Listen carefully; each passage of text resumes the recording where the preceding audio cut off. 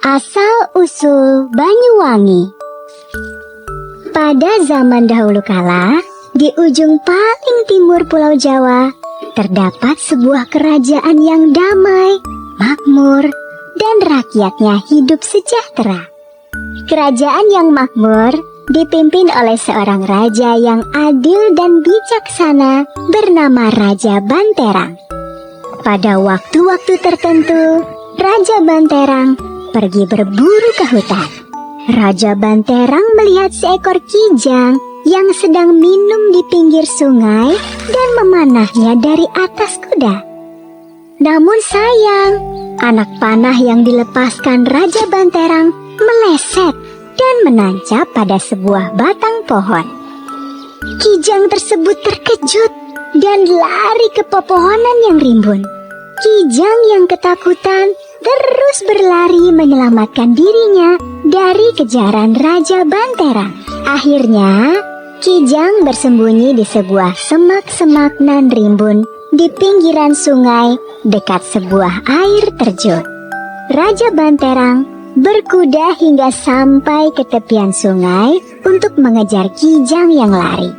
Sambil memegang busur dan anak panah, Raja Banterang mengawasi keadaan di sekeliling sungai, mencari kijang yang melarikan diri.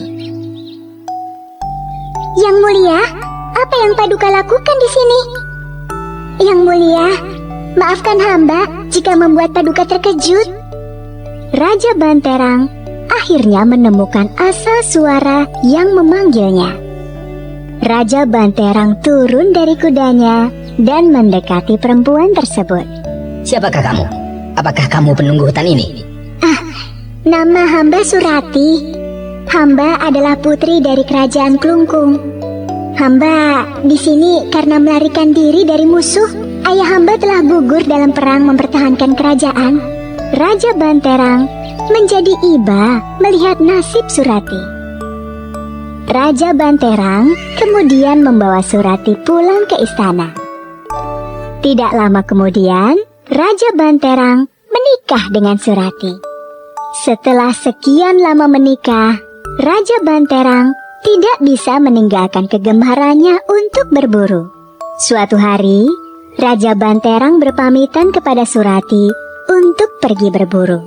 Raja Banterang pun berangkat berburu dengan dikawal beberapa pasukan berkuda. Namun, tanpa disadarinya, sepasang mata mengawasi keberangkatan Raja Banterang dan pengawalnya.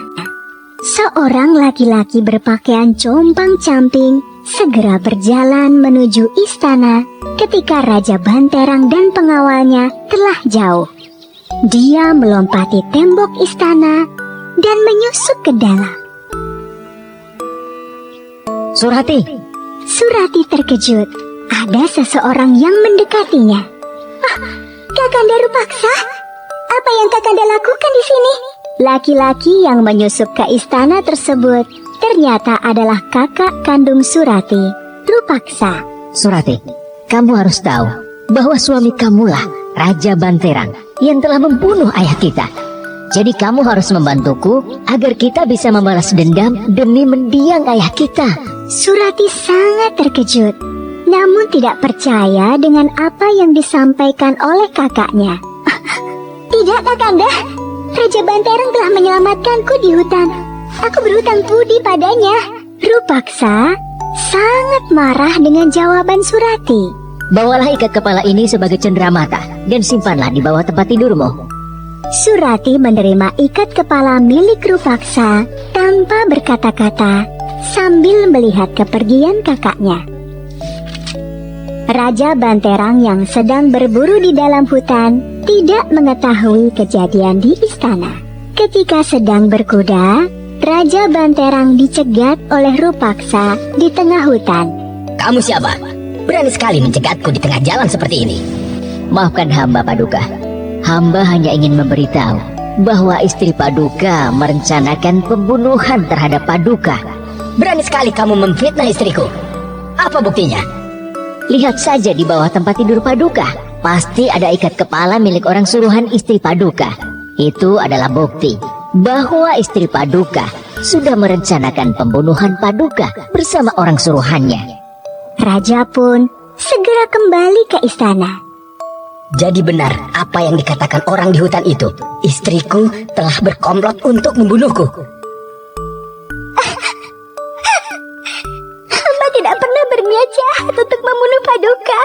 Orang yang Paduka temui di hutan itu Rupaksa, kakak kandung hamba. Aku tidak percaya kata-katamu. Kamu sudah aku selamatkan di hutan. Jadi ini balasanmu.